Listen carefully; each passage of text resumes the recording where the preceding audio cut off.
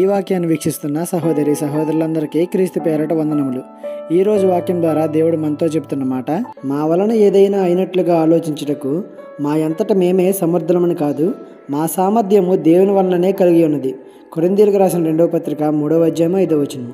పరిచర్య మొదలుపెట్టింది మొదలు ఏ చిన్న కార్యమైనా ఏ పెద్ద కార్యమైనా ఇది మేము చేయడం వల్లే జరిగింది అని ఆలోచించడానికి ఏమీ లేదు. అందుకు మేము సమర్థులం కానే కాదు. మేము ఏమి చేసినా ఏ కార్యం జరిగించినా అందుకు దేవుడే కారణం. ఆయనే మాకు సహాయం చేయవాడు. మా సామర్థ్యం దేవుని వలననే కలిగి ఉన్నది అని పౌలు గారు కొరింథీ సంఘానికి చెప్పారు.